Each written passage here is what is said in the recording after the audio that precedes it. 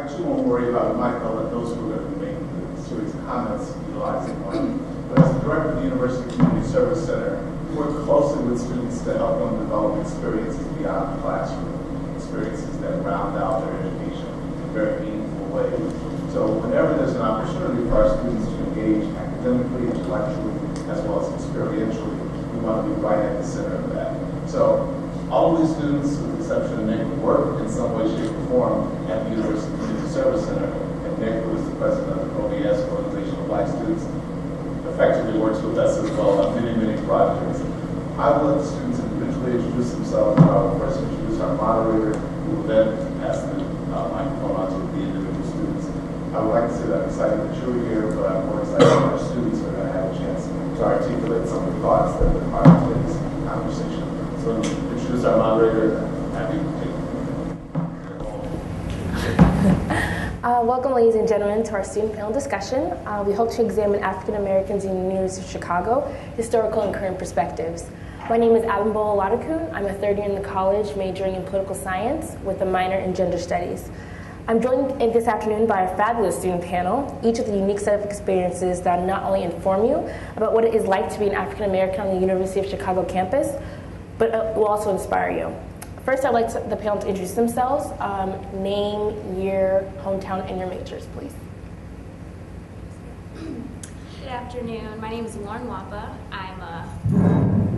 Good afternoon. My name is Lauren Wappa. I'm a fourth year in the college. I'm a comparative human development major, African American studies minor, and I'm from Evanston, Illinois.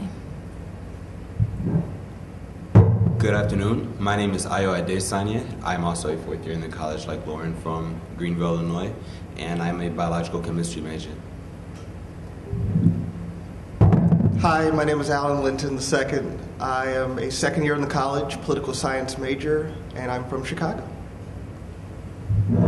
Good afternoon, everyone. My name is Nicholas Johnson. I'm a third year here in the college, double majoring in history and religious studies, and I'm from Newark, New Jersey. I'm going to start with a list of prepared questions, and then hopefully we'll be able to dedicate 20 to 25 minutes for audience questions. So as the debate goes on, I'd hope that you prepare yourself some questions for later on in the debate. First, I'd like you all to answer this question, if you may. Walk us back a few years and talk about what attracted you to the University of Chicago and how you came to the decision to come here.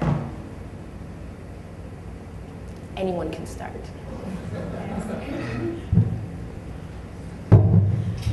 Well, I actually get asked this question a lot, and being from Evanston, a lot of people ask, why didn't you go to Northwestern?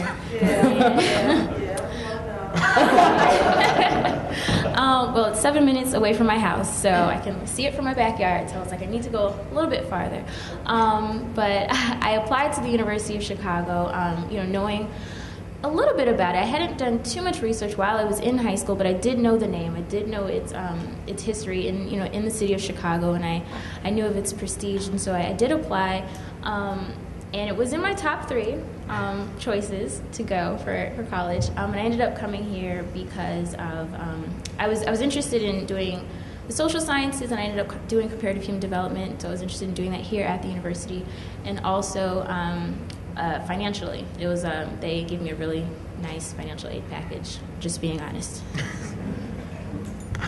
Yeah, for me, my story's kind of the same as Lauren's, like in the final, and like with the finances, like that was a very major factor for me. But also in that, like Chicago as a city was a city that I really liked the most, like out of all the schools that like I was looking at. For me, like I'm from Southern Illinois, but I went to a boarding school on the East Coast. So most of my classmates were going to like East Coast schools, which I was also looking at. But at the end of the day, like I wanted a different experience, something to get outside of the UPenn, Yale, Harvard bubble, and to really grow in an environment that is just as, if not more nurturing for undergraduate students. I think for me, it was a variety of reasons why I came here. Like I came from a Northeastern prep school, so the big schools were Harvard, Yale, from New Jersey, so Princeton. And I visited those schools, but I was somewhat disappointed in them when I visited. It wasn't the type of environment that I envisioned myself being in. And you know, when you hear a lot and you see a lot in the view book, you get a different perspective rather than when you go. And when I came to Chicago, I was like, oh my God, I want to come here. And the biggest thing was being in the city, because I'm from Newark, New Jersey, and New York City is a hop, skip, and a jump away from me. So I needed to be in the city because I didn't want to be out in the cornfields anywhere, and I didn't want to have to, you know, walk everywhere. And I'm really, you know, really impressed by just the vibrance of the city, and, you know, just being in a different place outside of the Northeast. And then it was just the fact that when I got my acceptance letter, they gave me a financial aid package, and one of those said, well, you're going here now, because, I mean, it was generous. And I don't know if it was a strategic plot on the part of the university to attract black students, but it was definitely a major factor in me coming here. But like I said, it was just the environment. When I got here, I was amazed, and it was an amazement that I did not get when I visited the other schools, which are our peer institutions. And so I love it here. I'm like the poster child for the college here at the U of C. And I tell everyone, like, come here because it's just a great place. And so I was just amazed by what I saw when I came here at first. For me, the story was kind of different. I think I'm a product of the University of Chicago's outreach to Chicago public schools. I grew up here in Chicago. I went to Morgan Park High School.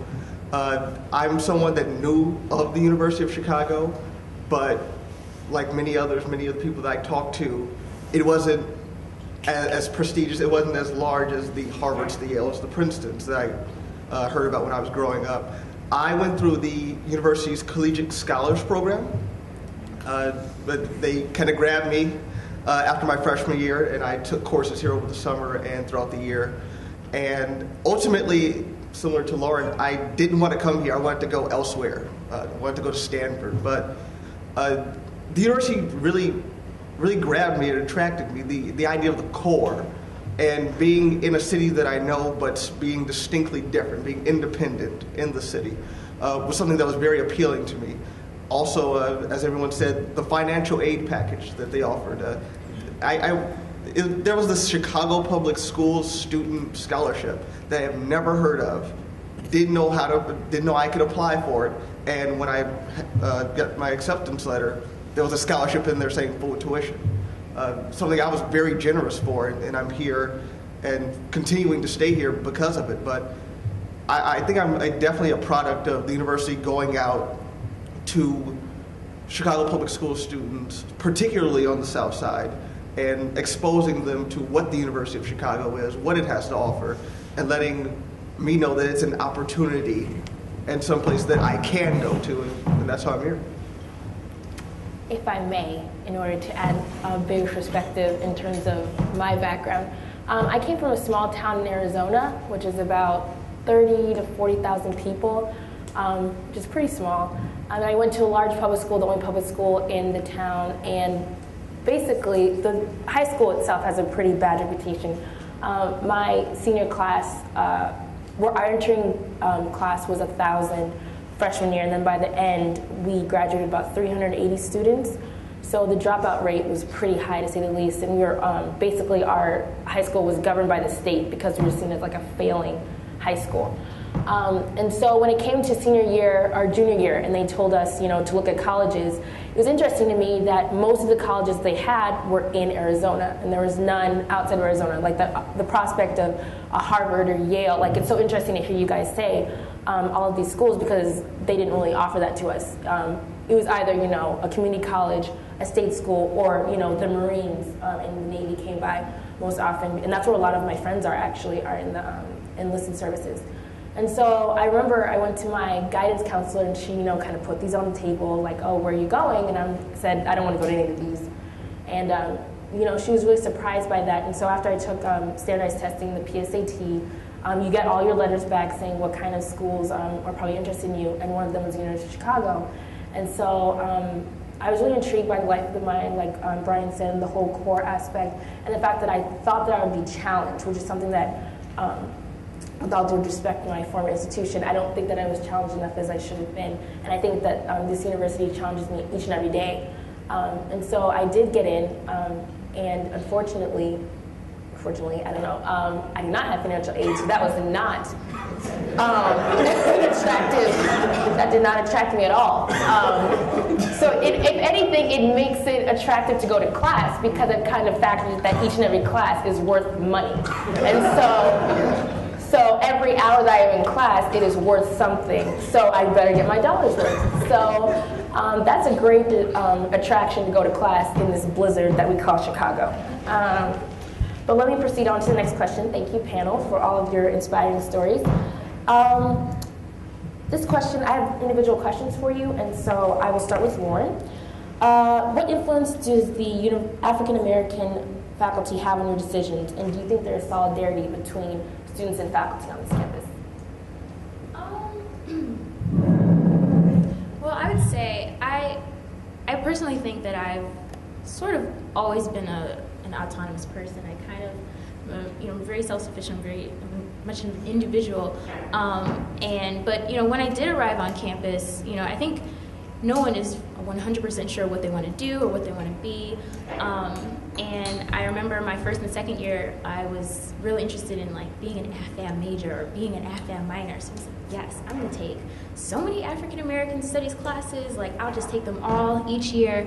And it was so cool to see, the range of professors who actually taught these classes, because not all of the classes that I took were taught by African American professors. And I was like, whoa, oh, okay. And I learned that, you don't have to be African American to teach, African American studies, and I thought that was interesting. So in terms of how the professors in general on campus influenced a lot of the ways that I think about things even to this day, it's just being, open-minded and being able to understand that everyone has something to offer to any field, and everyone has something important to say, and everyone's background really does help them to teach, a different aspect of different fields. So in terms of this specifically the African American professors, I haven't really, I'm sorry to say this, but I haven't really developed the types of relationships with them as you would think, possibly because I spend 24 hours in the library, or maybe, I work, things like that. So I don't really have personal relationships with many of the African American faculty here on campus, but I look forward to it, and that they have, the ones that I have had, they have influenced, the ways that I thought in terms of, what I was learning in their classes. So. Question is for Ayo. Do you feel, and this is assuming that you have any mentors in terms of African Americans, do you feel like you use them enough? Do you have any mentors or on the campus or outside of campus that you feel that you can talk to in terms of your African American experience? Yeah, for me, that's definitely been a really major thing. From first year, through the University Community Service Center, through being good. I can't really put that into words. Just knowing that that's a home that even if I'm not there for 3 months because I'm studying for the MCAT, I can still go back to, and I know the people there, between David Hayes, Dean Good, obviously, the upperclassmen students who have all gone through and whatnot. So that's one set of a mentor group. For me also, another reason why I chose this school was because we're an undergraduate college, of course, but the buildings that we use for my major, I'm a biological chemistry major, but also a biological sciences major, it shares the same rooms as the as the Pritzker School of Medicine. So with that, I'm very close with a number of the medical students, a lot of whom are African American, and throughout my 4 years, my mentors through those networks have really made my experience entirely different. Really allowed me to find summer programs, allowed me to get involved with research my first summer, and helped me out throughout the application processes and everything. So definitely for me, my mentorships have been a very strong part of my experience here. Thank you. This question is for Alan. Do you believe that there are enough African American faculty on campus? I don't know if I can give a number that would say enough, but my time here, I've taken 3 classes that were taught by African American professors, 2 of which were taught by Robert Gooding Williams. He's a phenomenal person, but I think that the school does have room for improvement, and I'm not saying that in terms of hiring black teachers or black professors for the sake of hiring black professors. Right. I'm here, and my scholarship's for and my tuition's for getting the best education possible. But at the same time, I think the university, and I don't have figures or numbers, could go into looking at considering more African American faculty who are qualified to teach some of these classes, because as people have alluded to, the personal and background experience you take into a class, whether it be for an African American studies major, a history major, a sciences, is something that is valuable. And being a school of the life of the mind and the core, and taking bits and pieces from each section to build a better person, I think seeing more professors, African American, and professionals of color in general, would improve the whole experience of going through the University of Chicago as someone that has had well-rounded teaching and learning opportunities. So I mean, right now I've been put in the direction of various professors within the history and social sciences department in general, but I think that the university could do more to bring more African American faculty or fellows or things of that nature to the campus. I think it would be overall a huge improvement for everyone involved. Thank you. Nick, this is for you. Do you believe the university is doing its part to fill the void on campus? And Nick was a Mellon Mays student last summer, and so you're going towards your PhD. And so do you think that in terms of academia in general, do you feel like there are enough people of color, particularly African Americans? Of course not.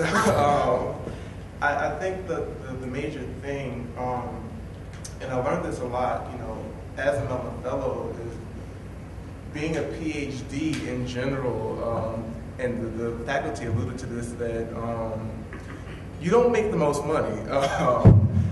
And I think a lot of black students from campus are more so attracted to, the professional schools like the law school and the med school. And I think right now, even with the Mellons, we're trying to recruit now, and there's a hard time trying to find, people who are right now, second years in the college wanting to do a PhD. So I think at this point, there's always more room to, have more blacks in academia. But how do you gauge them in the way to want to go into academia? Because for me, when I first got here, I wanted to be a lawyer, so I wanted to go to law school. But it was through that, through the core, and it was through this engagement with my professors and, loving to write and to read, I discovered that I wanted to go into PhD work. So I think one way is trying to gauge that from students, because a lot of students, as first generation students as I was myself, a PhD was something I didn't think about. Being a lawyer was something that I knew can get me money. Being a doctor was one way you can get money.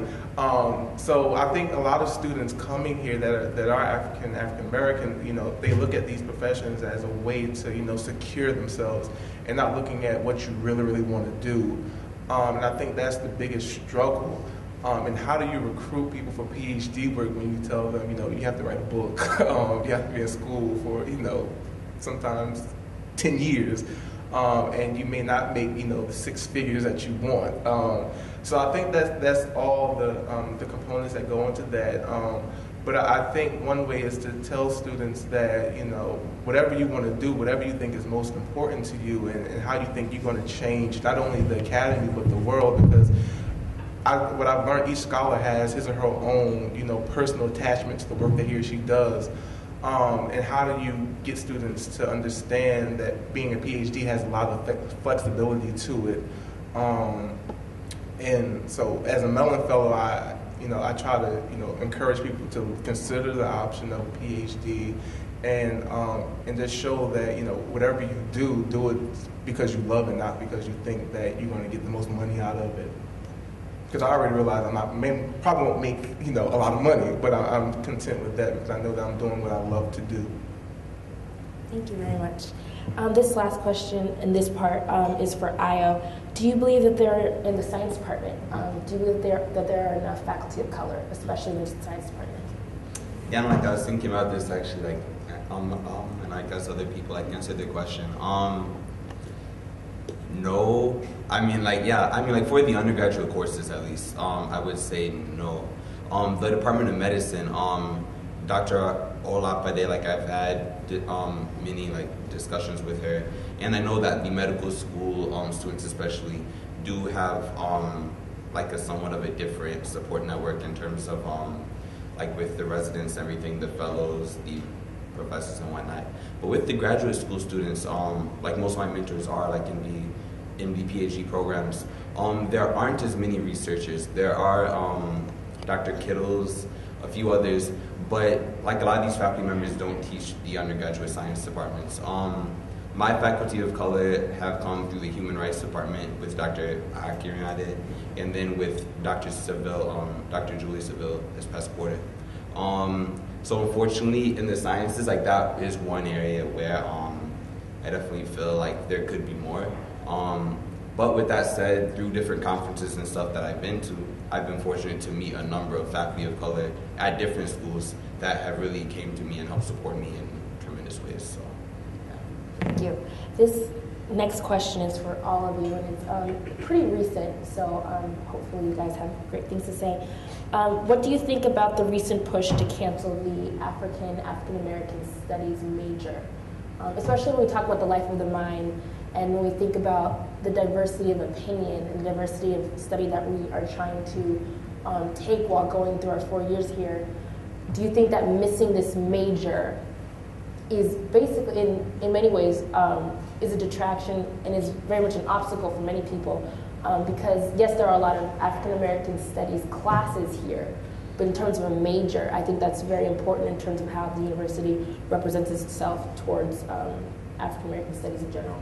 So what do you guys think about this recent push? First, I want to say, like, they're not going to all out cancel it. It's just going to conglomerate into like a comparative race studies major in which you can study various different sectors of race, African American, Asian American, Latino American studies.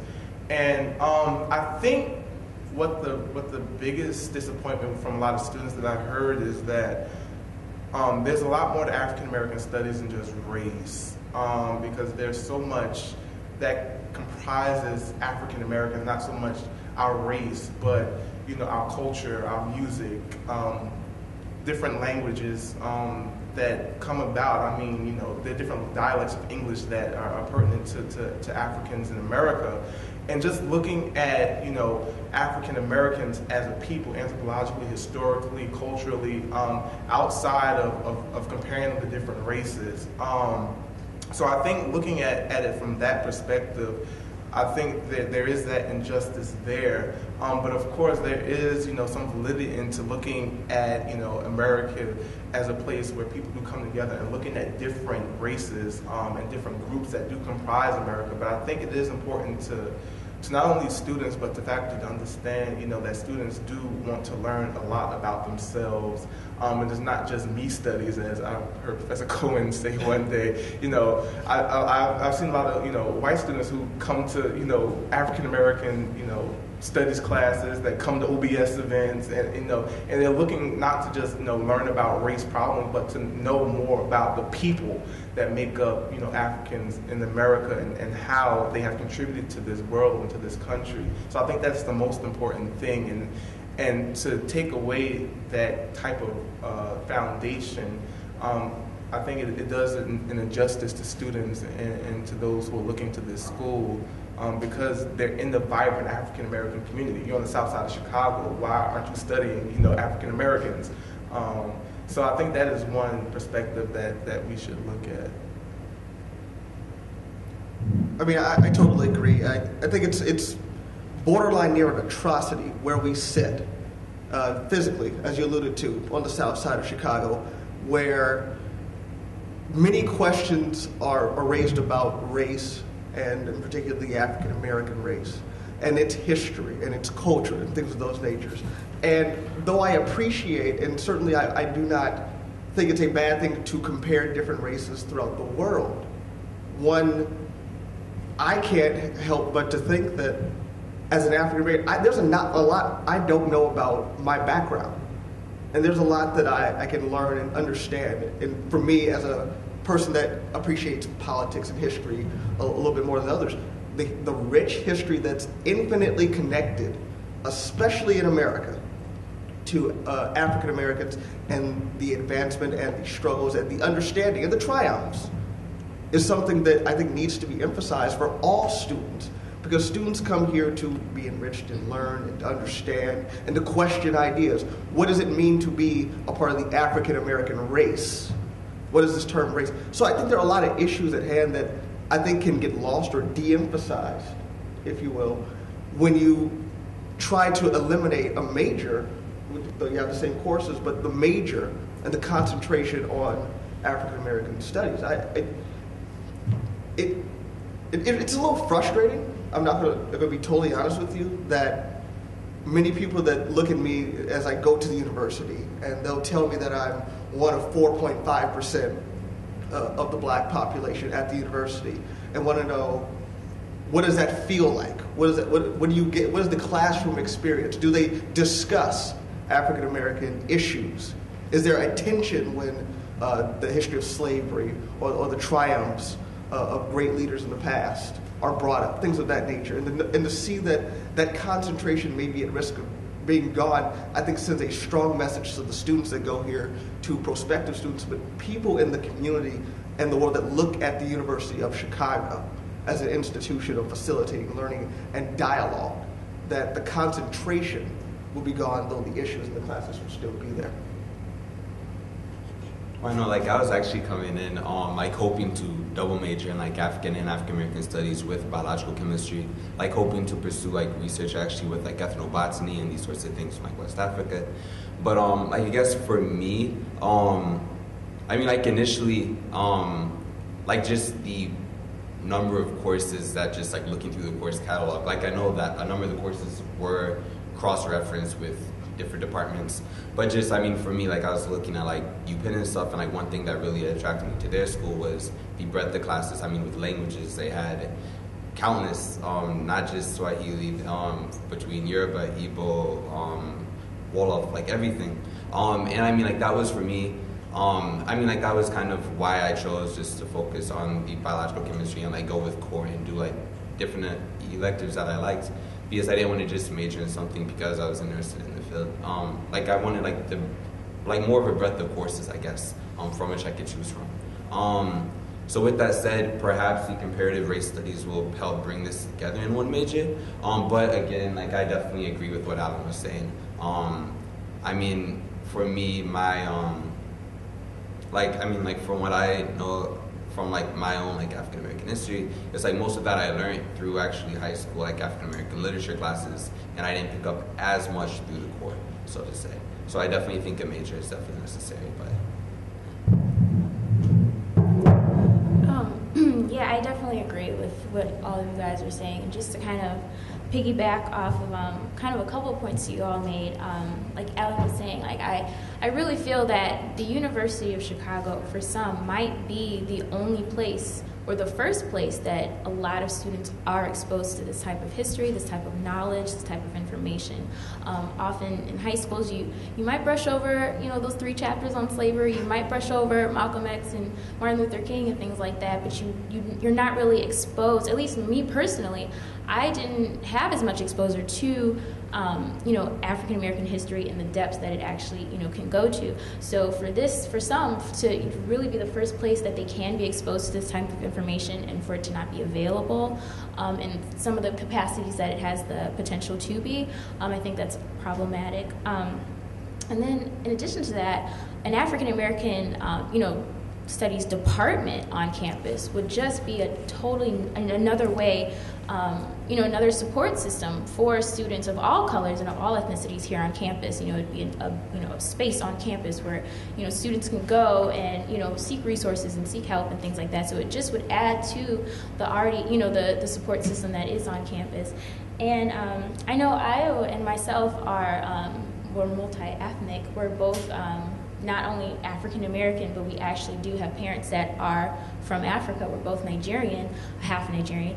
And so that even of itself is, my experience, my father's experience as a Nigerian coming to America, as an immigrant is totally different than my mother's, history, where her family was born here, her family has roots in Arkansas and Mississippi and slavery and stuff like that. So just even the different dynamics of what it means to be a person of color, an African American person, an African person here in America, no matter when your family might have come over, it's really important, and to just be able to distinguish those different histories is very important. Because I know sometimes it always gets grouped together, the black experience, but there is no one black experience, and I think a lot of times people of all colors need to be exposed to that. So. Thank you, panel. I kind of want to keep talking about this whole idea of African American studies, and when you're in a classroom and you talk about race in general, and sometimes or eventually it does go to the African American race. Do you ever feel like you are kind of being studied? If that makes sense? In terms of, if we talk about housing segregation, if we talk about racism in the workplace or racism in general, and do you feel that people kind of turn to you as the bearer of wisdom for the African American race? So do you feel like a spokesperson for the African American race in a classroom? Yes. Oh, okay, I'll just go ahead and talk. Yeah, unfortunately, the funny thing though about that is, I guess it's not very funny, but unfortunately it's been like that for as long as I can remember. I'm from Evanston, which boasts, to be very diverse, meaning it has, half blacks and half whites. But I was in honors and AP classes all throughout high school, so I always, even though I was in a school with 50% African American students, I was always the only person of color, like not only the only black woman, but the only person of color in my classes. And so I'm so used to just being, that black person who has to speak on behalf of every other person in the world, and I think, unfortunately, when I did come to the University of Chicago, I was hoping that it might change a little bit. I knew that at some point I would have to, speak on behalf of either myself, my own history, my own, point of view, and sometimes on behalf of other people's, but I didn't expect it to happen all the time. So I do, and even, and some of the other programming and activities that I do here on campus, I kind of feel the same thing. I do tours and things like that with lower income and first generation students throughout the Chicago area, as well as from all over the country.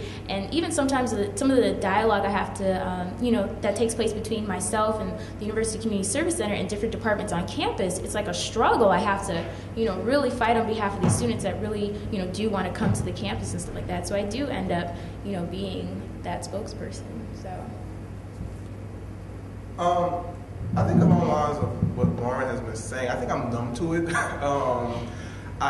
I stated before, I went to a Northwestern prep school, and I think 220 of us graduated, but out of the 220, only 14 of us were black. There were even less number of Asians and less number of Hispanics. And for me, like Lauren, I was the only one in the AP and honors classes out of all my friends that happened to be black, because we all hung out together. We took up half of the table in the lunchroom. So for me, I was the only one, and then sometimes I would be the one put up to speak before people. So, I've been kind of numb to it for a while, and coming here, it wasn't so much of a culture shock as it is for a lot of people. But I think the problem is that, you're not so much, the spokesperson, but it's a lack of perspective within education as a whole, because, when you go to school, you don't learn about people outside of, the Eurocentric perspective. And so when you only have that perspective, people want to know when they do take a course in college about African Americans, you're African American, what do you know? I think, there's a difference between living it and actually studying it, and because you've lived it, people automatically think that you know everything about it, but that's not the case at all. Because as someone alluded to earlier, we all have different experiences, and we all come from different places and different spaces, and so we're not, spokespersons, and we're not, just tokens, but I mean, we do have our own understanding and perspective because we've lived it, and we do have a history, but we don't know everything. And I think it just goes to show that there's a flaw in our understanding of education and teaching, in that, you're only taught one way, and you're only taught one perspective. And maybe this just needs to be restructured within our whole educational system. Who knows? I mean, that is the case, but it's just, what it is. And I think for us, we should, as students of color here on campus, we should, try to make that known that we don't know everything. And every time I talk at a panel, about diversity and about, issues of race, I tell people all the time, I make the prologue, I only offer one perspective. I'm only one person. I'm the only, one voice out of many that share completely different views. Although we look alike, we all don't think alike. That's the beauty of being, a person of color, because we all don't share the same experience. I mean, for me, I went elementary school, high school, over 95% black. Coming to the University of Chicago, didn't have that shock that, quite frankly, turned a lot of students of color away from the University of Chicago. But for me, I look at it as a chance for other students to be exposed. I've had people come up to me and say, you're the first black person I've interacted with. And I was like, okay, congratulations. But I think, on certain issues, we begin talking about social dynamics. You're having discussions in class, and things turn to the issue of race or segregation or slavery and things of that nature. In some cases, there is hesitance, but I don't think it's out of disrespect. It's out of not knowing the reaction that one is going to get, knowing that you as a black student are a minority, very small one, at the university. I don't want to say something, or I don't want to suggest something, and it's misconstrued.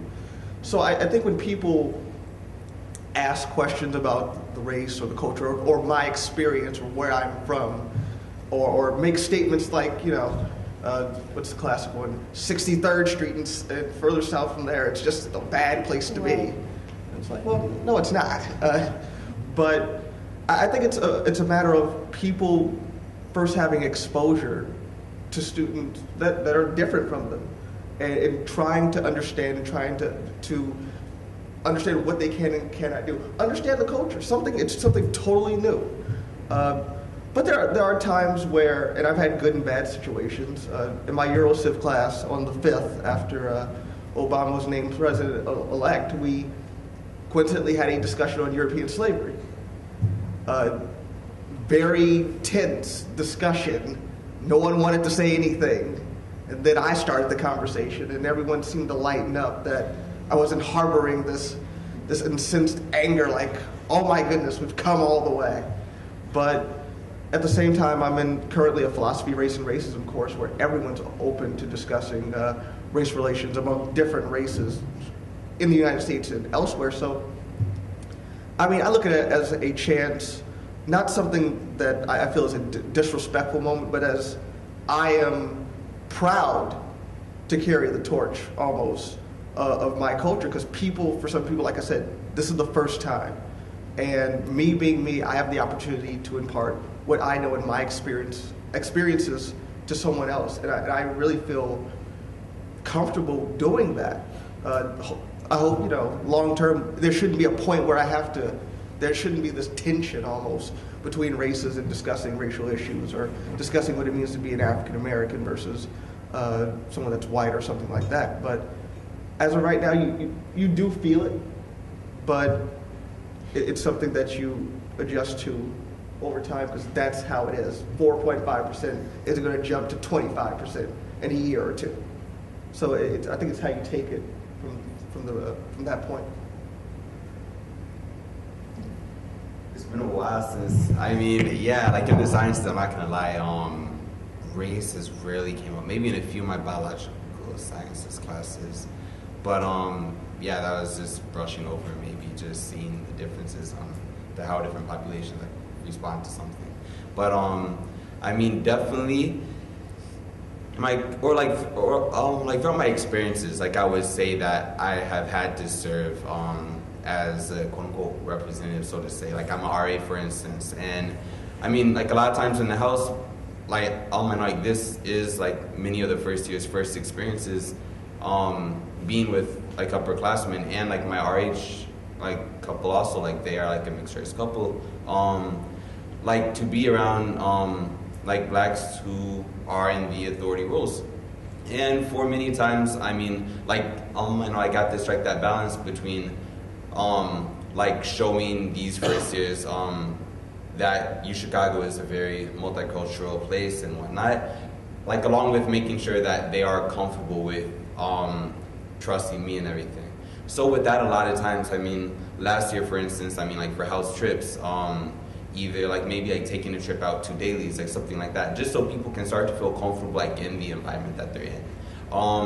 So like in these senses, yes, like at times I feel like I've had to be a quote unquote representative of like African Americans here at UChicago. But like Alan, is something that like I kind of take on because I know that I mean I have this opportunity to like influence like potentially like the way these first year students see the university and its community, and with that, I mean, if I don't seize that opportunity, who else will? So this is something that like I've taken on, and I mean, something I do appreciate, and the first years have grown from it. Like I can tell for sure. I just might add my 2 cents. I think you guys have been talking a lot about when you're in class and you kind of, the spotlight kind of comes on when it turns to race and you have to kind of speak on behalf of the race. And you know, sometimes things are said in class by other people and you kind of are just like, oh no, they didn't just say that, or not quite, you know, but there's generalizations about African Americans, and you know, I don't know, and I'm only going to speak for me.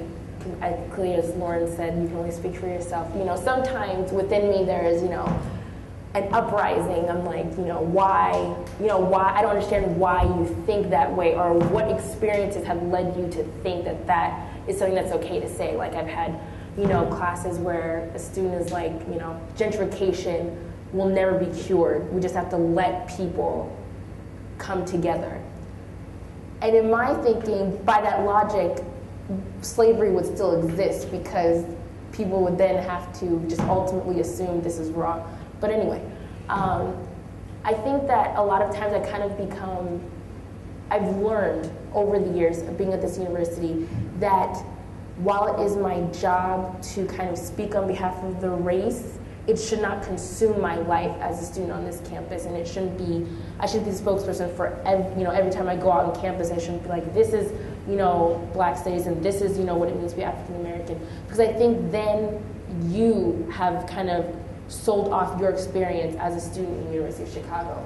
And I think by consuming yourself in that role of being the spokesperson, I think you need to be wary because there's so many other things to do at this university that you should make sure that you yourself as an individual get the most out of it as an African American person. And yes, race is an issue and it does need to be talked about constantly, but don't let it consume you to the point that that is all you see and that is all that you kind of work with on this campus, and that you don't necessarily see that there is beauty and there's opportunity in conversing with other people, because not only will they learn something from you, but you will learn something from them. I think that's the beauty of this campus, being an African American person on this campus. So, thank you very much. When, like, with that said, and like one thing, like just thinking about it, like with my class with Dr. Seville, like last quarter, like I really do feel like having African American faculty is really critical, because I mean, like in that class, for instance, we were talking about slavery in the South and the Caribbean, like for much of the class, like in the Atlantic world, and where I could definitely see that class being a potentially, like having a spotlight on you situation. Like having Dr. Seville teaching that course, it really helped. I mean, like I didn't feel like any pressure was on me to speak on behalf of anything. I mean, like I just went to class and I learned like everyone else. So I really do feel like the African American faculty have a really critical like position here, and I mean, like I personally appreciated that very much so, like last quarter. So I don't know if that's an example of others, but I mean, for me, it definitely has been. Thank you. In terms of, we've kind of been talking about being a representative on this campus in terms of the classroom, but do you also feel like you have to be a representative of diversity at the University of Chicago beyond this campus? in terms of when you go, to like a function off campus or an interview or something like that? Do you feel that that role still exists as you leave this campus? I don't know if this is explicitly answering your question, but I know for me it means a lot when I tell people I go to the University of Chicago and I'm wearing this big University of Chicago sweatshirt, and the first thing they ask me is, how is UIC? I take that to be a very disrespectful thing, and I think oftentimes it's because they don't know any other black person that goes to the University of Chicago, or they don't know it's a school, or they don't know it's recruiting in the surrounding areas. The community service organization I'm with that works out of Woodlawn, Magic, we use University of Chicago space right across the street from BJ and the SSA. And these students don't know that right across the Midway is a university. And this university is a top 10 university and one of the best places to go for education in the world. They have no idea. No clue. And so for me, I think letting people know that the University of Chicago does have students of color and that you can, with hard work and effort and being exposed and opportunity, can get to a place like that is something that I'm very passionate about, because I will have, like I said, I will have it all on and people won't connect that he can't go there. He must have got that sweatshirt from someone else, or, who do you know goes to the University of Chicago? And people are taken aback that it's me. And I don't know if that's on the grounds because I'm African American or what have you, but I feel that letting the outside road, the Woodlawns, the Inglewoods, other places in Hyde Park, Bronzeville, letting people know that this is a university, this is an institution, and I am a part of it, as much as any other person on this campus is a part of it. And for me, that's something that I feel like I need to make people aware of, that this place that I go and I love dearly, it is diverse and it is diversifying through its programs, through the Community Service Center, through other neighborhood schools programs, letting students know, and the people I run into, hey, there's a university. It's the University of Chicago. It sits right here. And not having to fight the stigma that, oh, he's an inner city kid going to school. It must be UIC or Chicago State University. So that's something that I'm passionate about, and that's something I think maybe it's because I'm here in Chicago and I was born here, but that's something that really frustrates me, and I feel I need to do as much as possible to let them know about what is available on campus and what this campus is and has been doing for African Americans. Yeah, Ellen, I completely agree with that, and I totally feel where you're coming from. But just, I kind of wanted to, say, like, on the flip side, though, too, when you do go to, like an interview, or you go to a workshop or a conference and you say you're from the University of Chicago and people do know what you're talking about, that is the best feeling in the world. Like, you cannot describe how good that makes you feel, because you know that they know what you're going through, or, what types of classes you're taking, or what types of things you're learning, or the type of people you're interacting with. And so for every, time that happens, if there's a, time that, someone who does understand, what the University of Chicago is, and even what it means to be a person of color at the University of Chicago, and for them to appreciate that's one of the best feelings in the world. So kind of on the flip side, in terms of being an ambassador for the university as a black student, it does feel good too. It does feel good to be able to say, I'm going to graduate on the 13th of June, 2009, and, this is what I'm doing now. I'm applying to law school and, all these things, hire me, that kind of thing. Like, it feels really good, so. Okay, we can go into the next question. We've kind of been brushing up on this, but I want to kind of go further into it. The university has been described as located next to one of the most historically vibrant African American communities in the country. What is your relationship with our surrounding neighborhoods? How far do you go into Hyde Park, Woodlawn, Lawndale, Kenwood? And then I have a follow-up question, but let's just start with that one. All right, I'll start. Well, like I told y'all before, I'm a city kid, so like I love traveling around the city. I've been everywhere around the city. If I go by myself, I like touring. I like doing a whole bunch of stuff. And as far as my involvement is, I go as far as I can. I'm a youth minister at the church on the south side, off Cottage Grove and 77th Street. And I do a lot of work there with a lot of the children that go there, go to the schools on the south side, South Shore High School and other high schools in the area. So I get a lot of interaction. I go far because, like, where I come from, I was, black people are the majority. Newark, New Jersey is probably about 80% black or so. And, just being in that community, I was able to get a deep appreciation of who I am. And so my decision to come here was I needed to be in a vibrant place that I came from. And with that mindset, I did come here.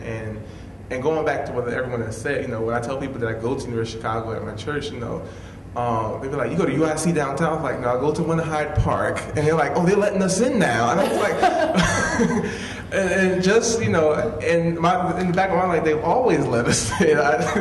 And just that, whole, stigma that's in a lot of people's minds, even on the south side, really, really, it bothers me in a sense. But, I mean, for them, it is a grain of truth. And, I mean, it does have a lot of truth behind it. And how do you help dispel, some of that history, and how do you help try to make things better? And I think as students, we do have a great opportunity to do that. Whether it is, working at NSP, or whether it is, just you going down to a community center or working in a church, because my greatest exposure and experience working in the South Side has been through, my experience as a youth minister there at that church. So. Okay. I do love the city of Chicago and all of its neighborhoods. It's a really beautiful, beautiful city, and I really do love being on the South Side because, growing up on the North Side, I'm not technically a Chicagoan, but, I claim it. So, I didn't know the area as well as I do now, and this past summer I was working at a nonprofit grassroots organization called the Grand Boulevard Federation, which is in the old Grand Boulevard area, Bronzeville, and, we would drive up and down Drexel, nearly every day, and I would just be looking out the window like, oh my gosh, like, look at those brownstones, like, look at this boulevard. It's just beautiful. And just to see people that are, doing things with the community, it was just so refreshing. And I really just, it's funny because, being a student of color on campus, and this is me, you definitely have different hats that you wear. You walk with a different swag, when you're on campus than when you're on the CTA. You have a different mentality, you have a different way that you carry yourself, and it's interesting to me because you don't change yourself, you don't change your core, but it's cool to be able to put on those different hats. Okay, I'm in class, let me put on my Foucault hat. I'm on the CTA, let me put on my Tim's. I'm on the I'm on the North Side, this is what I do on the North Side. So it's just really and just to be in a city that has all of those different aspects, right in in one area. Sometimes the different neighborhoods are interesting, and if you go there, you might get funny looks from people, but we won't talk about that. But it's really great to be in a city that does have that type of it's accessible to be in those different types of neighborhoods and stuff like that. So, yes. I mean, I travel everywhere because I live here. But one of the things that I try to get my friends outside of class on a weekend or something like that is to let them know that, they're more than just the immediate university community and downtown. There are tons of options to go, or the north side, things of that nature. And, I don't have a car or anything like that, but taking like groups of friends just to the south side. I grew up on like 88th and Dorchester. And it's a really nice place. It's really nice. A lot of great people there. But to let people know that, there is this entire South Side, and it's not this big stigma that they read about or saw in the news, and their parents call, oh my goodness, or 2 more people were robbed, are you okay? How far south are you going now? No, you can't go past 60th, and things of that nature. So I try to take my friends, at least, to places on the south side of Chicago so that they know there's a ton of stuff to do. The city is huge. It's not just Hyde Park and Michigan Avenue or Navy Pier. It's a huge city. And I mean, that's one of the things that I would like to see the University of Chicago do. And this may be a little off topic, but I know during our O Week and things of that nature, we take trips, usually downtown to do something or in the immediate area. But why not take a trip someplace on the south side to let people know there's a ton of stuff to do, great places to eat. People would love to talk to us in general and just see the area. It's a beautiful city. So that's something that I do personally, and I would like some help in getting the university or just larger groups of people to take trips around the entire city and not just these two areas. Yeah, I know, like as alluded to for me, like as a RA, that's something I always try to do, like with house trips, because I mean, for me, I've definitely gotten to know the Southside community initially just for me looking for a barbershop. Like I tried going to Blues on 53rd and it wasn't much. So I went down Cottage and I found where I needed to go. But also like with Humboldt Park and everything, I just really got to know like that neighborhood like really well throughout my past 4 years here. Through CSLTC, the Community Service Leadership Training Corps, through the UCSC, that really helped connect me with a lot of different organizations, just like nonprofit organizations in the community, and just really like allowed me to get a full grip of what was going on, and now as an RA, like able to pass that on to other people in the house. So yeah. Okay, I think now we're going to open it up to questions from the audience. Thank you, panel, so much for everything that you've been telling us. It's been really, really inspiring and really eye-opening. There's a lot of things I didn't know about you guys, and I see you guys all the time. So, are there any questions in the audience for any of the panel members? Don't be shy. There's got to be one. I do have a question. And any member of the panel can answer this. In what you've described as those spotlight moments in a classroom, have you ever felt that the faculty member teaching the class at that moment had a responsibility to intervene and maybe perhaps failed to do so? I'm sorry, I have a perfect example. I'm sorry, this will forever stay with me, I think for the rest of my life. So I was in an ecology class, it was a biotopics class, and we were talking about how, the world is,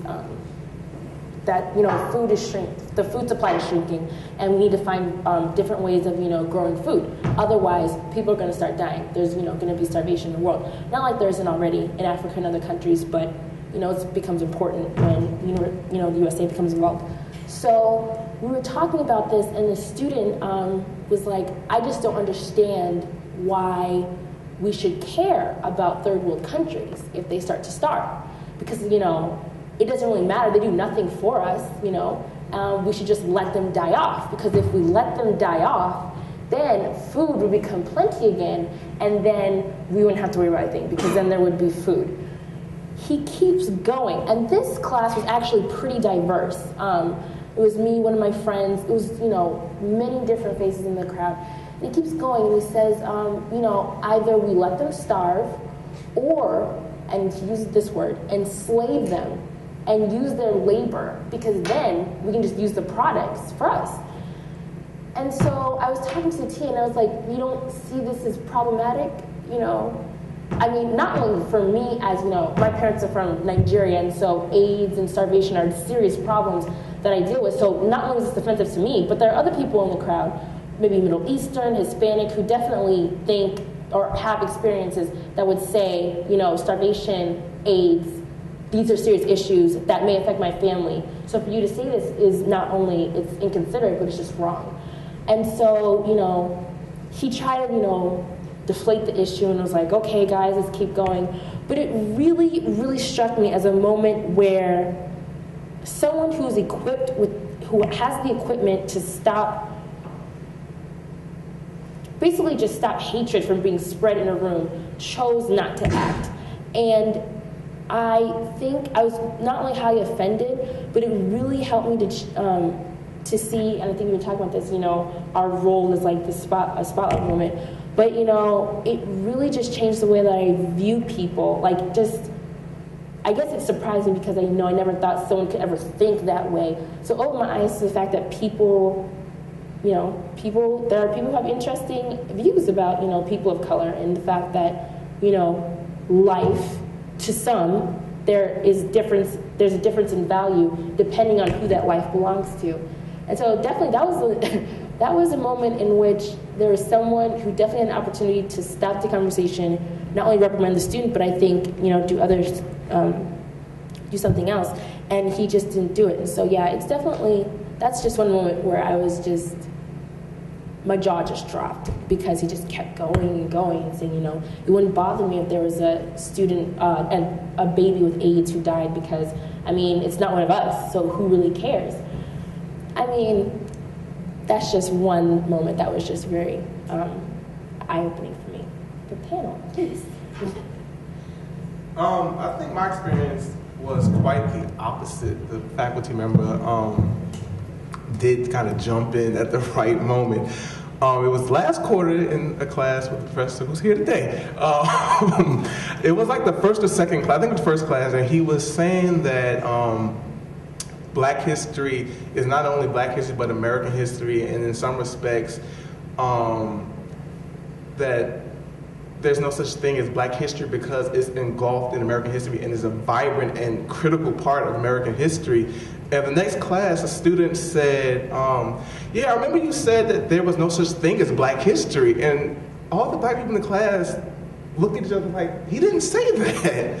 And he was like, well, let me explain what I said and correct you because I didn't say that. He was saying that in some respects that Black history is just a larger part of the American experience, and it is a critical and vital part of American history. And in that respect, there are aspects when, Black history is American history and not so much Black history, but American history. And there is such thing as a Black history, but it's enveloped in the larger narrative of what American history is. And so at that moment, we all were like, yes, he said it, he put her down. Because when you take people's words and misconstrue them like that, it really, kind of gets you to thinking, how do people internalize what others say and what goes through their mind when you hear the same words, but the meanings are two different things. When someone says something, you have two people sitting in the audience and they understand it very differently. So at that moment, it was a really, it was quite the opposite result. And everyone in the class was like, yes, we looked at each other like, okay, he stood up, because he could have said, well, but, he kind of shot it down and, saw the red face. So it was a really, triumphant moment for us. But I think it does go back to the whole narrative that, you have to be able to teach people what's important, and, that being in college is a time for you to explore and to misconstrue all of the things that you may have previously thought. Real quick, sorry. One of the things that I run into is that, and certainly this is on limited time, that a lot of professors are very hesitant to push the discussion forward when it deals with issues of different races or atrocities related to a race. I have someone here from my dorm, and we have how we have very good conversations in our tea room, in our common room, about whatever the issue is. And I feel that those conversations are healthy, they're strong, you get a sense of what other people's opinions are, you develop ideas. And I think for me, at least, there are times where discussions can build into these great sharing of ideas, or finding out someone has views that are a little extreme, and why they have these views, or things of that nature, and how the envelope is not pushed enough, perhaps for fear of offending someone. So I think as you had a good conversation and discussion, as you had a terrible experience, I think it's a fine line a faculty member or staff or TA must ride between what is healthy debate versus what's going to turn into something may be said unknowingly that is amazingly offensive. And I think that tension on how far do we go down the discussion of slavery, how many pictures do I show in class of the African slave at the feet of the clergy or something like that. how far does that go, and how far can I say before it's too far and I need to back off and I cannot continue that discussion for a later date? So I think those are kind of things that also need to be brought to light in terms of faculty interacting with students of color on issues of like Black history or African American studies. Did you want? Okay. I feel bad because I think I have 3 questions. So you figure out if there are 3, answer what you want, don't answer what you don't want.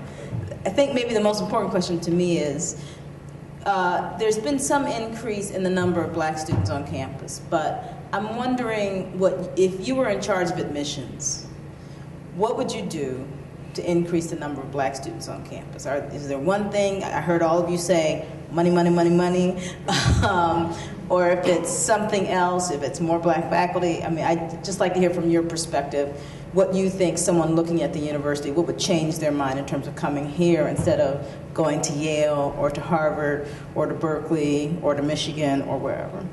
The second question is in 2 parts, which is I'm also interested in what you had heard of U of C before you got here. I know all negative things, but that's what I want to, I want to know what you heard of U of C, and I'm impressed that you still came, but what you heard and what you knew of the history of Blacks at U of C, if you knew anything about that. So, and that will be your exam question for the day. Okay.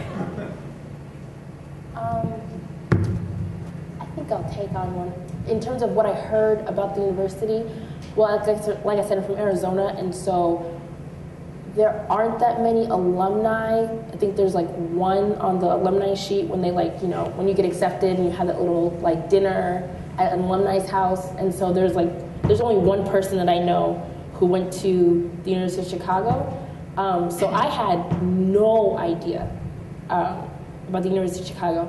And I don't know, even with what I know now in terms of the history, in terms of the fact that, the university has both a beneficial and antagonistic relationship with the surrounding community, I still think I would have gone here just because I don't think I could have had I don't think any other institution could have taught me the way this university does. Because I think not only do you get an education both in the classroom, but also outside by going to Woodlawn and by going to all these neighborhood schools and helping children and going to community service centers.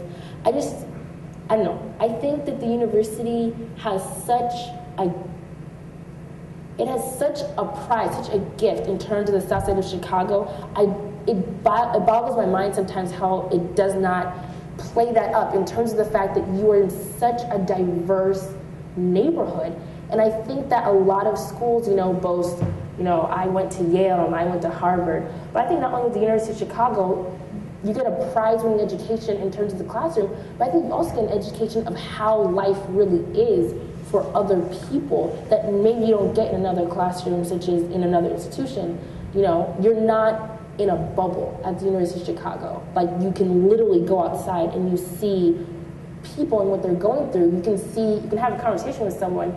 I volunteer at the Hyde Park Neighborhood Club, and you can have a conversation. I had a conversation with a 65-year-old woman who has an antagonistic relationship with the community, with the University of Chicago community. I'll leave it at that. But she just talked to me about what she has gone through in terms of what the university means to her and how it has shaped the way that she sees not only the university, but people who come out of that university. And I don't know, I think even with everything I know now, and I think even if I did know, I would still come because it would entice me to really wonder how could I become a better individual. I think that this school, if you let it, and if you actually have the guts to break the stereotypes that are in your mind about 63rd and Woodlawn, if you actually break that mold and go to these places and volunteer and actually speak to people, I think you can become a great individual and a person that can actually create the change that you want to see. At least for me, I think this school has really inspired me to make some positive changes with this degree from this institution. Panel, I'm sorry. Please keep. Okay. I too shall try to attack these questions. Hopefully I got an A. Okay, so in terms of increasing the number of black students on campus, in terms of increasing the number of black students on campus, I definitely think it is a tough challenge, because it kind of is like a chicken and egg type of thing going on, because it's like, okay, well, when you bring students on campus, they're like, where are the black students? And then, it's a cycle. But I really do think that there are a lot of untapped resources and untapped students in the Chicago public school system that we really can reach out to, and not only CPS, but also in the surrounding suburban schools, because I know for sure I was never really strongly recruited by the university. I kind of had to really reach out myself when I was in high school and things like that. But there are a lot of students of color just across the board in the surrounding Chicagoland area, and I think with nice financial aid packages, we can really bring some students here and have them talk with the students who already are here and that are having really good experiences. Believe it or not, I am having a good experience. I don't know if I put that out there, but I am. And really get them to feel comfortable with, yes, the University of Chicago is here. It is in Hyde Park. It's not on Halsted. Yes, we do have a supportive community here on campus, or we're really trying to make it even more supportive, and just showing that there are black students on campus. I think that might be at least a place to start, and then you can start recruiting from a lot of other places too. In terms of what I heard about U of C before I got here, actually, I heard that both my parents they lived in the area, so they went to Loyola, and they said everyone that they had met that was an African American that graduated from the university that wasn't crazy to begin with did really well in life.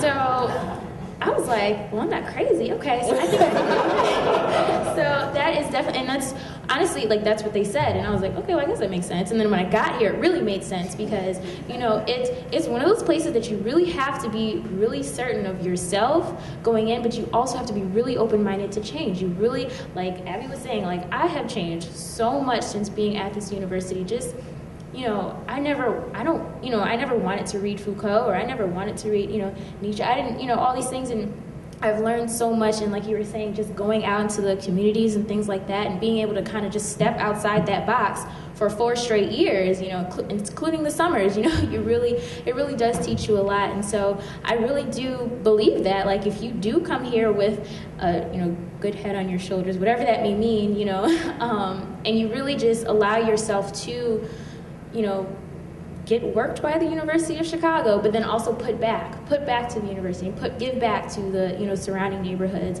then I really think I intend to do well, so hopefully I'll carry on that stereotype. So yeah.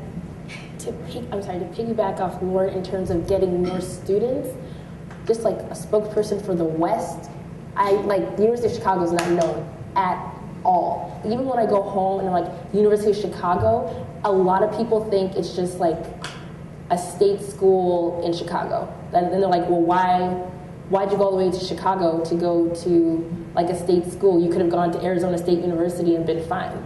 So, I know 2 or 3 people here from, Arizona, California, and Washington, but not a lot. So I think definitely branching out I'm grateful that I got the pamphlet in the mail by the University of Chicago. Otherwise, I would not have known.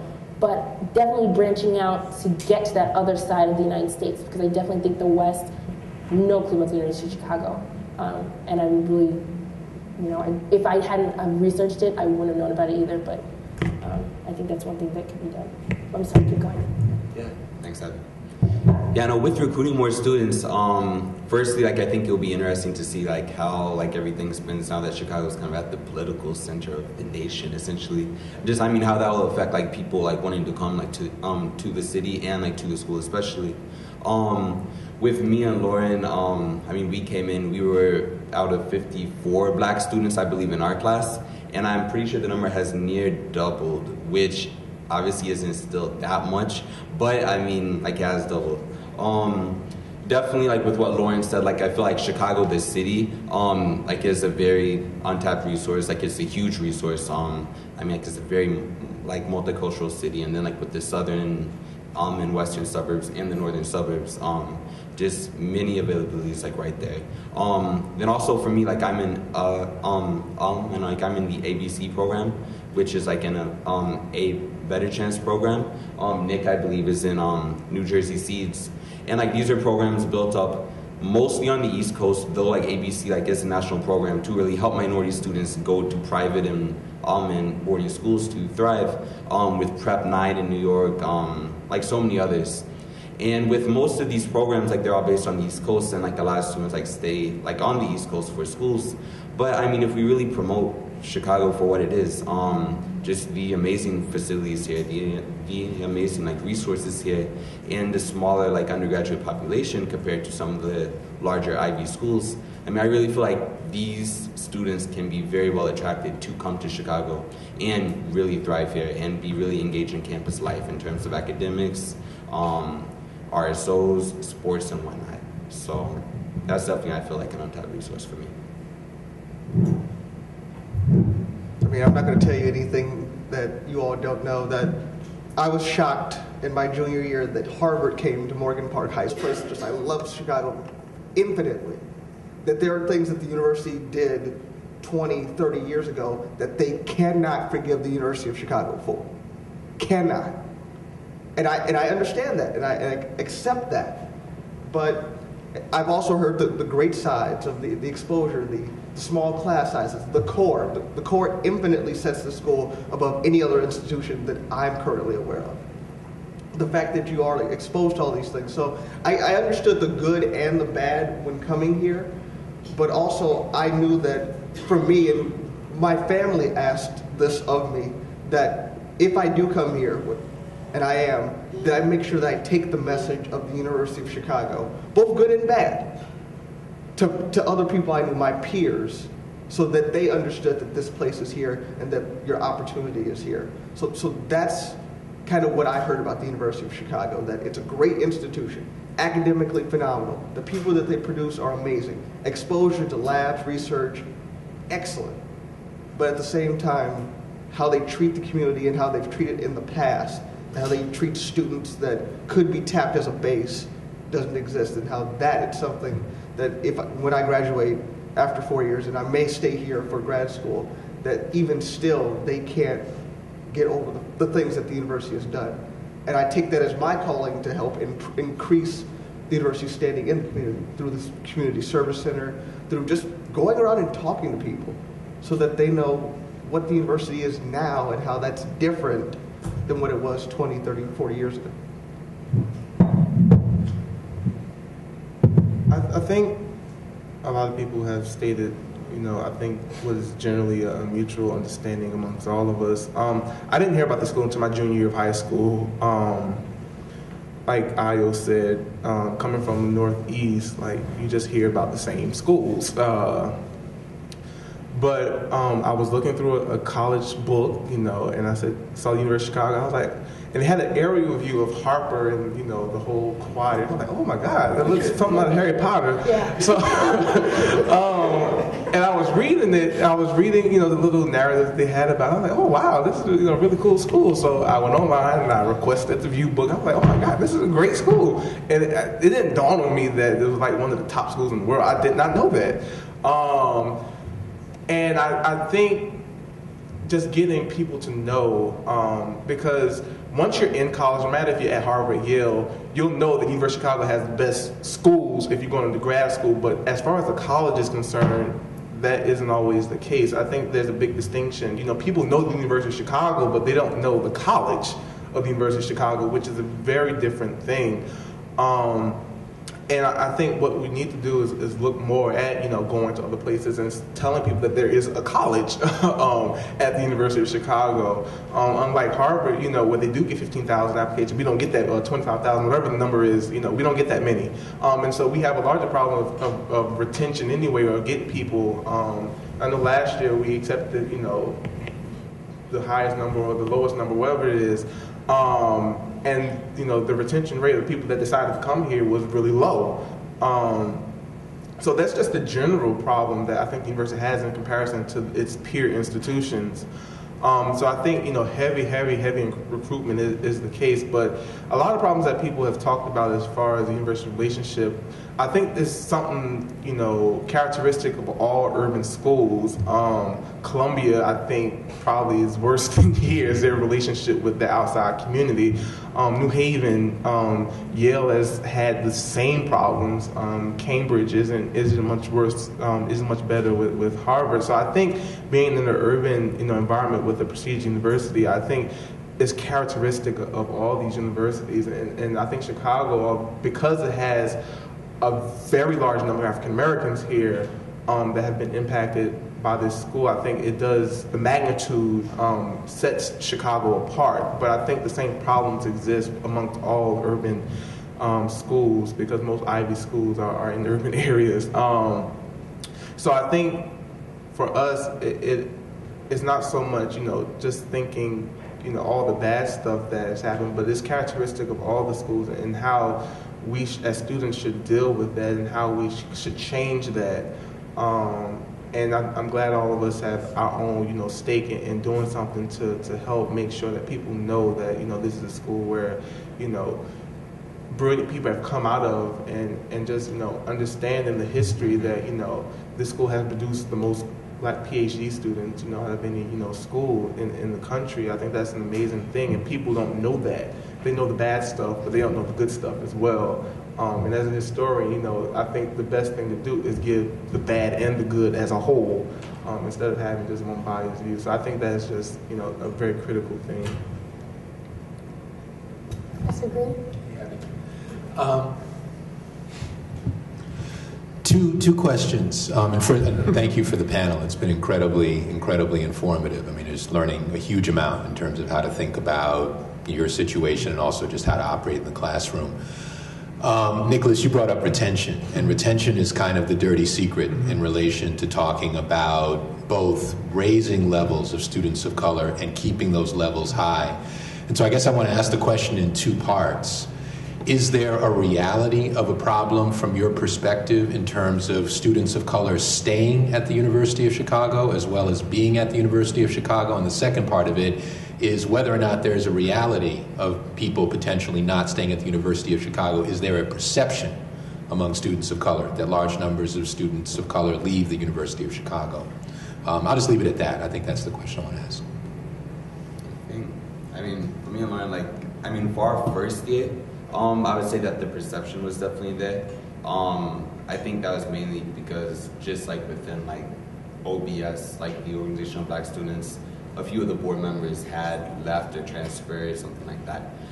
But since then, I don't perceive, I don't think that the same perception is there as much, if at all. I don't know if one.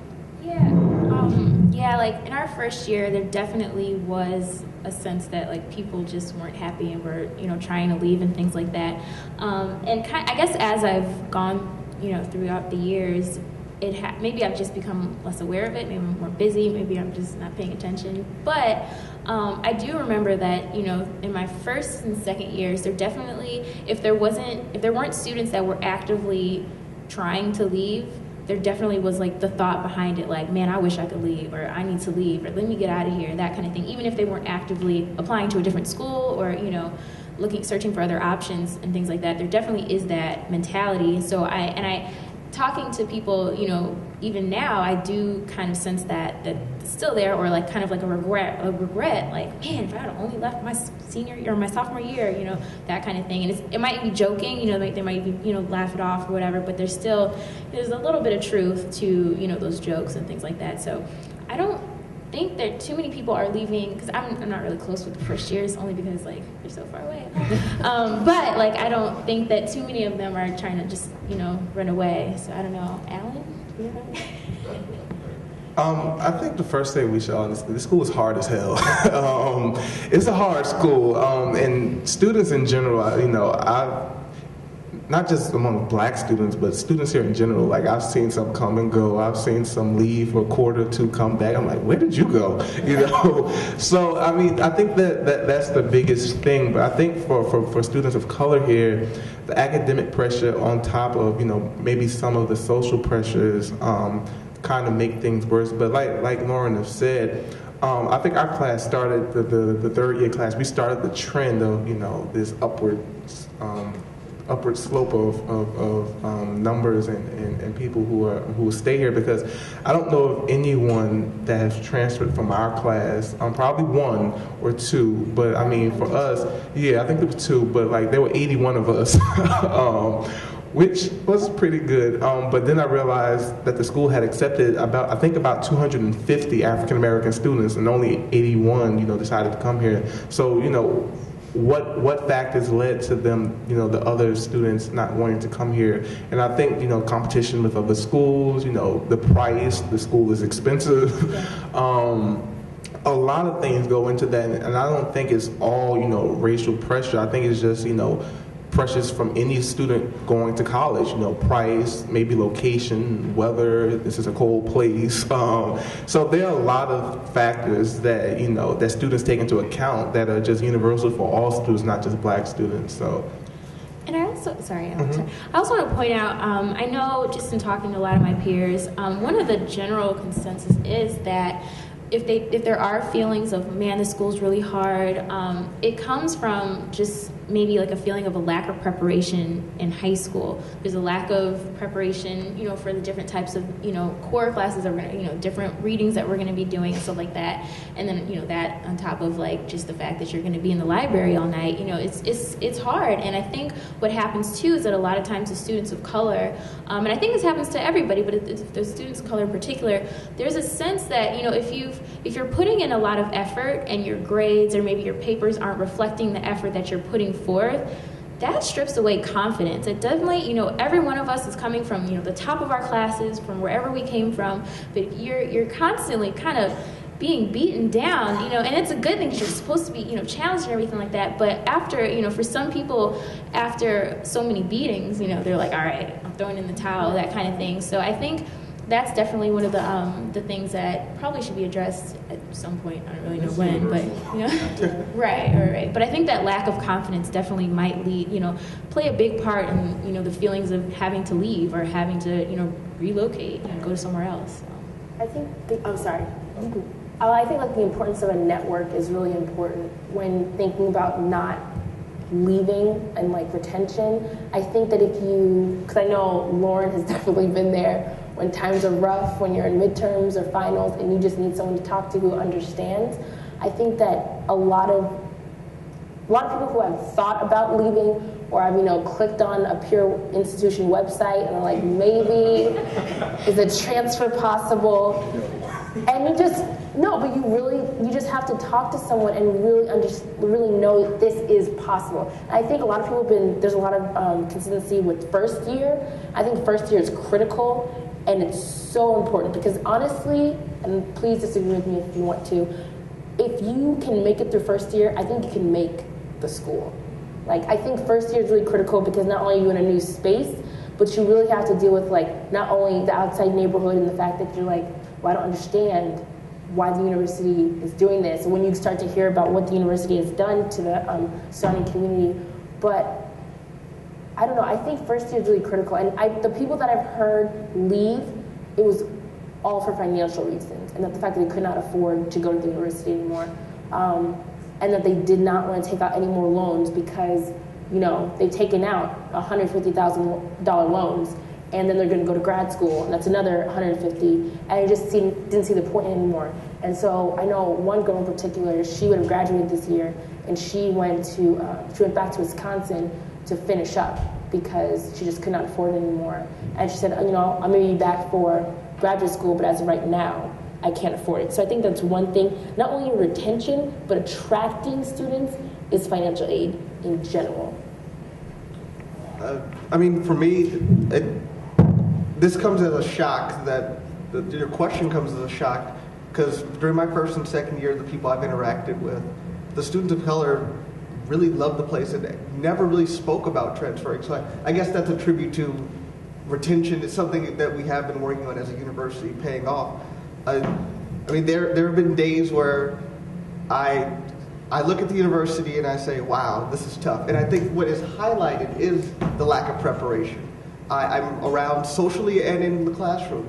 People have talked about books I've never heard of, authors that we're reading all the time I've never been exposed to. They've usually traveled someplace overseas by the time they get here.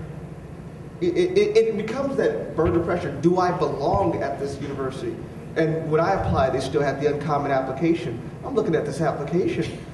I haven't read that book. Exactly. How do I approach geometry, plane questions? That has nothing to do with me. I like history. So I think the university is taking things going in the right direction. The Common App, I think that's a really important part of getting students on the same plane. That we are peer institutions with other places. We're under the same uniform, but also that first year experience, having the network, taking advantage of the resources, finding the people and the other students to talk to let you know, yes, you're going to have your highs, but you're going to have your lows, and how to get through those processes. And so, I mean, I'm really happy to tell you that I haven't really considered ever leaving this place, and the people that I know, that I'm close with, and the people that I don't know that well, haven't really come to me and said, wow, perhaps I need to go to Northwestern. Perhaps I need to go back to my state school or something like that. For financial aid reasons or not, people seem to be dealing with the University of Chicago and staying here, and I think that's a beautiful thing considering what I've just heard beforehand. I think it's fantastic. Being respectful of your time and our group's time, I have one question that I'd like to sort of bring out. We're all cognizant of the term life of the mind. The topic today talks about integrating life of the mind. How have you integrated that phrase into your life and will continue, particularly our fourth years? How will you integrate that phrase into your life of the mind? Thank you, Wallace, for That was a great question. Mr. Dean Good. Put me on the spot. Order for me to graduate. I have to let you answer that one first. I gotta think about that one. So how do I currently or plan to? So, I think like one phrase that has really come, and I mean this is through the UCSC again, but I mean it's been it's been like a longitudinal like experience like throughout my 4 years here. But civic-minded scholarship, that phrase, and it's a phrase that the UCSC kind of champions, and it's something that looking ahead, I've really grown to try to just instill and embody and think about. I mean, like a lot of people see science like, oh, you're in lab all the time. Medicine, of course, I mean, that's a major service activity in terms of just treating patients. But like with science, like, I mean, like I hope to pursue like a dual degree and like get my clinical and research experiences together. But with this, like, it's not just a matter of publishing and whatnot, but to be able to do something that really impacts, for me, like underserved populations, and to approach a problem not only from the service side, but also from the scholarship side in terms of doing the research, in terms of researching fields that most scientists don't look into, fields that Dr. Olapade and Dr. Kittles do look into in terms of scientific research that has a high impact on minority populations in this country and throughout the world. So that's something for me that I've really grown to. Then like just, I mean, like as the core kind of builds into that, for me personally, like I am not only limited to see like the scientific implications, but I see the social implications, the economic implications of many of these diseases and whatnot. So that's something for me that kind of like I feel like I've definitely taken from the university, and just the ability to think in different ways through the core. Like I've not only been able to learn how to think the scientific way, but like in the core subjects and the human rights subjects, like just to be able to see and like to gain like the analytical skills like through a different set of backgrounds, I feel has really greatly prepared me to go into my future years. That's I guess my story. Just to backpack on that, I really interpret, the life of the mind is just looking at how you learn and how it is like just an ongoing process. It's a continual process, and just being here at the U of C, I really, I've come to terms with the fact that I'm now, a U of C person, and what all that entails. I came in as Lauren, now I'm Lauren, the U of C person, or soon to be the U of C grad, and just what are the ways in which I can take, what I have learned here at the University of Chicago and sharing that with other people. I might not be here in Chicago, I might not, be in Evanston or wherever I'm from, but I will be able to take, just the different aspects of life and things that I've learned here, and be able to, put that, use that and to teach other people. So I think right now I applied to law school, so we're waiting here for, about that. So, as I'm interested in doing public interest law and just really working with different communities that are, different policies that are affecting lower income or minority communities and things like that. So just kind of, not everyone is going to be at the University of Chicago. Not everyone's going to want to go to the University of Chicago, but just being here and taking all of this in, and then being able to put it out there for the rest of the world to see as a student of color, I think is really important. And that's how I kind of interpret, living my life, the life of the mind. So I hope that's a good answer. For me, I have a 13-year-old brother, and I'm not going to give you the background on this guy, but he's super cool. He's awesome. He just won a science fair. That's great. For me, taking the life of the mind and integrating it into my life means going out and talking to people, like my brother. What does he want to do? He wants to make a lot of money. Learning for the sake of learning and understanding for the sake of understanding is something that I read into the life of the mind to be. And taking that passion to learn and understand and then apply it to something to make it better is something that it's taken me to my second year to understand that. First year I got here, life of the mind, that's what happens to practical stuff? It's all just theoretical. But I understand now it's the sake of there's something that always can be improved upon. And maximizing the life of the mind and thinking and always critically thinking and engaging and reassessing, I've made it to this point. Or we have retention. Students are talking about dropping out this much in the University of Chicago. What's the next step? How do we get more students to then apply to the University of Chicago? It's something that I see myself going around and telling people and then mentioning the life of the mind and explaining to what this concept is and why whatever you do and whatever you are a part of, and I tell my brother this, to really understand it and to take all that you have from it and then be able to apply that to your life and the lives of others that you see and interact with. And that's something, and that term really embodies what I think the University of Chicago education and curriculum, the core, stands for. Taking pieces of everything and maximizing it in a few fields, and then going out and fixing and challenging and changing and re-engaging ideas that have been lost or are lost causes to some. How they may not be. So that's what the life of the mind really does to me. It always allows me to take what I have and see where's the next level, what can it be, and how it can be better. That's something that I appreciate on a day-to-day basis in my academics, in my work in the community service center, my work at the radio station, everywhere. How can I be a better person, and how can I facilitate that to everything that I do? And I think that is the life of the mind.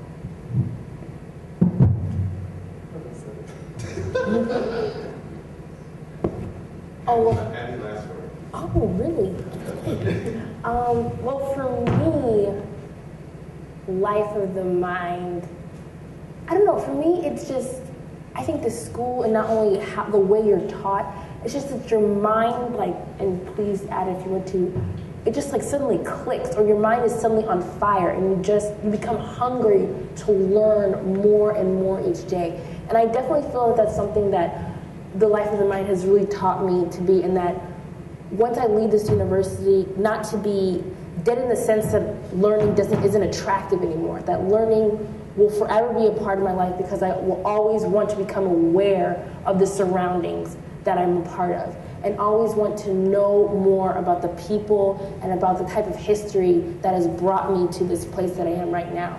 We're talking about Black intellectuals at the University of Chicago, how Black intellectuals have brought us here so that we can have a panel about us as students, how that is important to understand in this setting. I just think it's I don't know, I just get so sentimental. But I love learning. I just think it's a great thing. It doesn't necessarily, like Brian was saying, it doesn't have to be in the classroom. It can be when you go to a community service center and when, oh, sorry, Alan. I apologize. Alan. But it doesn't necessarily have to be just in the classroom. It can also be when you're out just walking around and you realize, wow, things are changing. Like even the way that, you know, the university and the community are going head to head right now, how that's important for you to understand when you leave this place. Because whatever community you go into, you need to understand why that's important, why gentrification, why all these things are important to you as an individual, especially as an African American individual, because these affect people like you in a lot of cases. And so for me, Life of the Mind will forever be integrated in my mind, because it will always help me to understand that the type of change that I want in the world will start with me, and that I must use the abilities and the capabilities I have brought or learned or gained from here to use and to create that change. And I just think, I know, it's a beautiful thing. It's a great, great thing. On behalf of the university, but in particular on behalf of the African American alum who have preceded you guys and those who will follow you, panelists, thank you very, very much. Thank you. Thank you.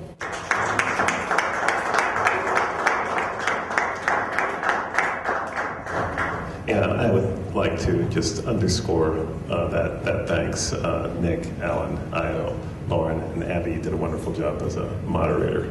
And I'd like to thank all of our participants over the course of the day. I know this room is chilly and it's remained so, but I think the presentations have been extraordinary. So on behalf of the Office of the Provost, thanks to all the speakers, thanks to Special Collections and the University Development Office. So good afternoon and stay warm.